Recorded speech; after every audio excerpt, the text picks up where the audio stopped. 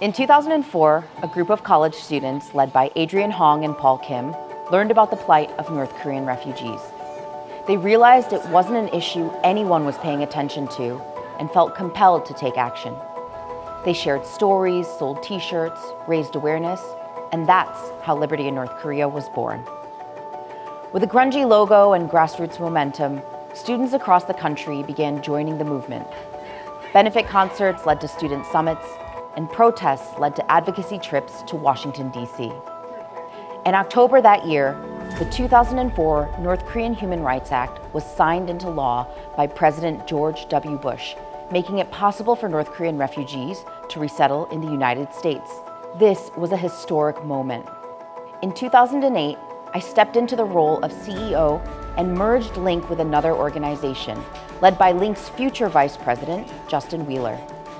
He was dynamic, passionate, and had exactly the right experience we needed to mobilize an international movement for change. We moved our office to Southern California and realized if we wanted to grow this movement, we needed to start by changing the narrative. So we set out to redefine North Korea by its people rather than its politics. In 2009, we launched LiNK's tour program and sent out nomads, our trained interns, across the US and Canada to share the stories of North Korean people. Over 6 years and 16 national tours, our nomads traveled to almost every US state, nearly every province in Canada, hosting over 4,500 events at colleges, high schools, churches, community centers, synagogues, and even Paul Mitchell hair salons, showing documentaries and giving presentations, selling t-shirts and collecting spare change, and growing this movement.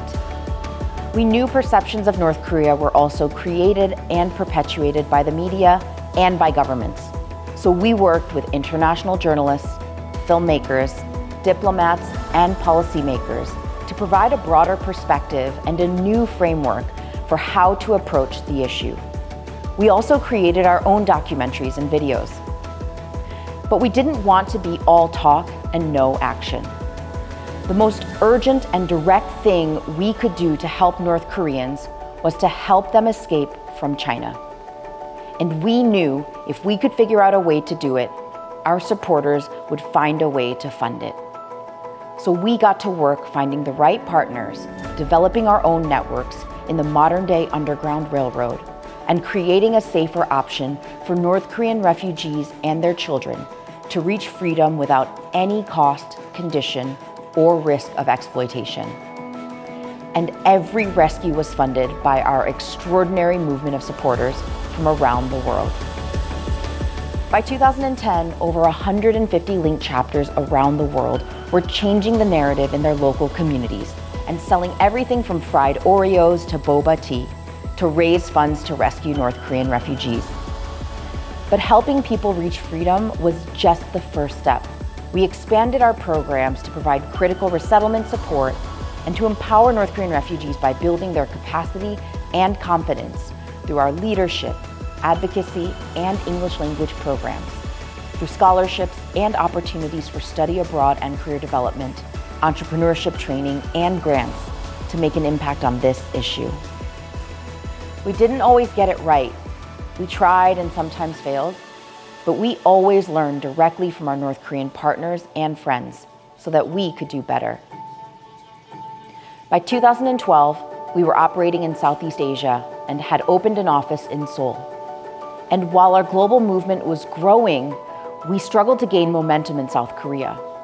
So we worked with South Korean and North Korean students to find common ground and to dream of what the future could look like together. As we learned about how North Korean society was changing, we knew one of the most direct ways we could promote change inside the country was to help increase how much access North Korean people had to outside information and technology.